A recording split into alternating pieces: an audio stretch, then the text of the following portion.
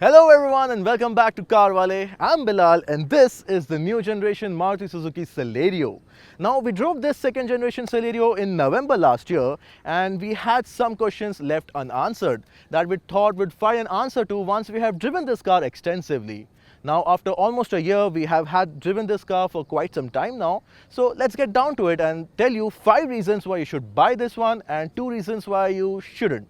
Now, Maruti Suzuki claims that this Celerio is one of the most fuel-efficient petrol car you can buy in the country right now.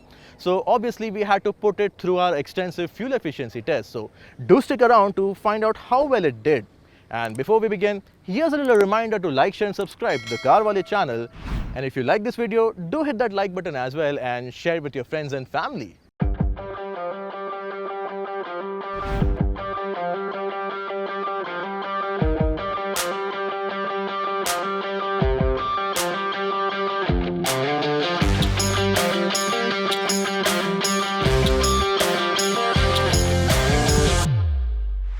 Now, this generation of the Celerio is a perfect example of what a city car should be.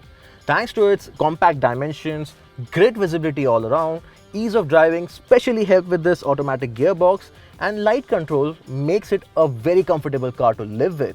And I for one didn't find any problem finding tiny gaps in the traffic, and neither would the new drivers would find it very intimidating. Furthermore, even these doors, they open pretty far wide, so you can get in or out of pretty comfortably. And for the driver's seat, here in the top spec version, it also gets height adjustment and adjustment for the steering as well. So taller drivers or drivers my size or anyone can find an ideal driving position pretty comfortably. Now even at the back, you get these wide opening doors, so elderly people or pretty ladies in their pretty saris or dresses, kids, small kids, or those with knee problems can get in quite comfortably.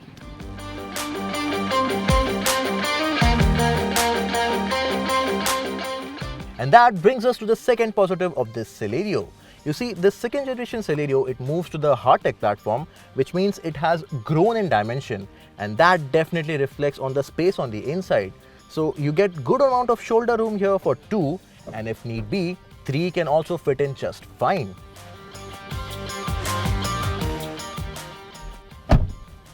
Now this is pretty comfortable for short trips, right?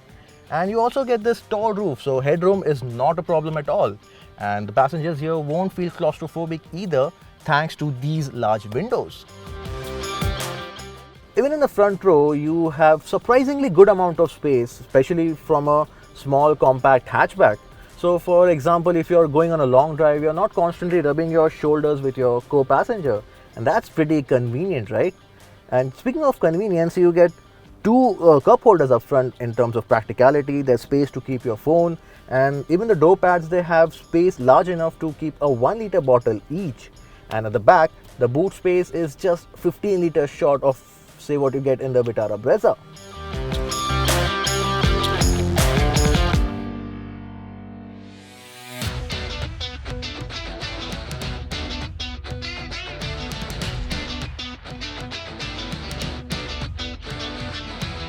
Now one thing that leaves us wanting for more is the fact that Maruti Suzuki has decided not to offer the 1.2 litre K12 engine with this Celerio. Now the Celerio has been around for almost a year now, and even its sibling, the WagonR, it has gotten the K12C update, but there's no sign of seeing that engine in the Celerio. But nonetheless, what we have here is the K10C. It's a 3-cylinder naturally aspirated petrol engine which has undergone a lot of changes to focus on one thing and one thing alone, the fuel efficiency. But more on that later. But if you're interested, the power figures are 66 bhp and 89 Newton meter. The 3-cylinder engine is slightly noisy and a tad vibey, but far from what you would expect from a 3-cylinder engine. It's also ready to race towards the red line when pushed. There's enough push if you have to rush in the traffic or overtake on the highway, and the peppy engine, it comes through without complaint. It is as comfortable sitting munching miles at 80 to 90 km per hour with 5 people on board as it is happy crawling at city speeds, making the best of those odd gaps. There's a good amount of grunt available and it's pretty predictable as well. And the light controls of the Celerio go a long way in making it a perfect companion in our urban jungle. And the convenience of this automatic gearbox, it will definitely help those first-time buyers.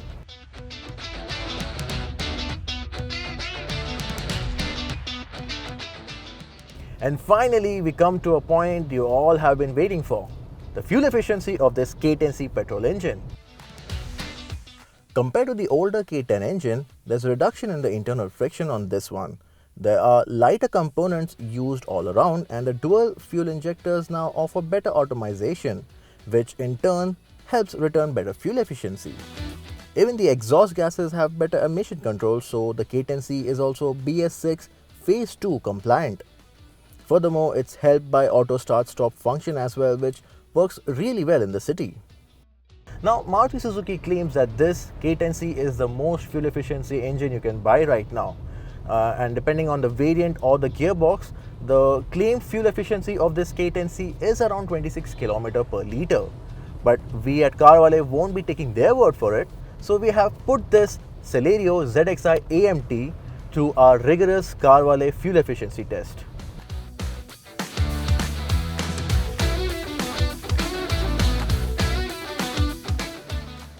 So at the end of a fuel efficiency run in a real world condition, the K10C in this Celerio top spec version with the AMT gearbox, it returned a fuel efficiency of 18.4 in the city, and on the highway the mileage was just over 23 kmpl. So that gives us an overall figure of around 20 kmpl. That's pretty impressive for an automatic hatchback, don't you think?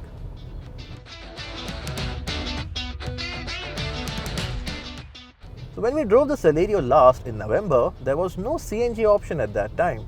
But the CNG was launched early this year, and it's available in only one version, it's VXI. And the difference between the standard VXI and the VXI CNG is around 95,000. It can be had with only a manual gearbox, and the power output, it's slightly reduced from 66 bhp to 56 bhp, but the torque figure remains the same at 89 Newton meter.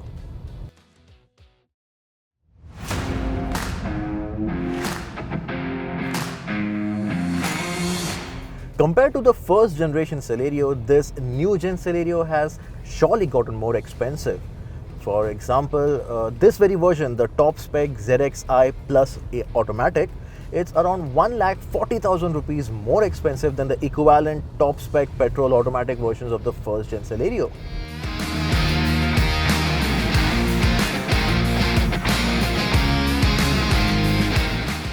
Not only that, if we compare the Celerio and the Tiago in their respective top spec versions, the Tiago offers more features like projector headlamps, LED DRLs, follow me home headlamps, dual tone paint job, cool glove box, voice command and 4 extra speakers and a rear view camera. And the top spec of the Tiago, which is the XZ AMT, isn't very expensive than this ZX Plus AMT of the Celerio.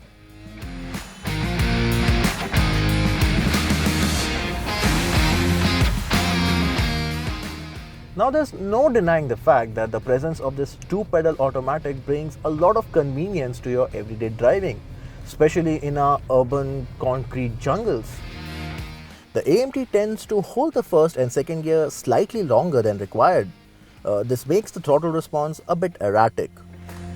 This does disappear when the speed builds up and it works up the gear. On the upside, you do get a manual mode for when you want to take control of your gear shifts. But we have sampled the manual gearbox as well, and its slick shifting nature and the short throws with light clutch makes it much more involving to drive. Even the added control in the manual makes the drive smoother compared to the self-shifting AMT. Newer drivers, first-time buyers or anyone who's buying this AMT for its 2-pedal convenience would definitely won't mind. But for me, I'll have the 5-speed manual. Thank you very much.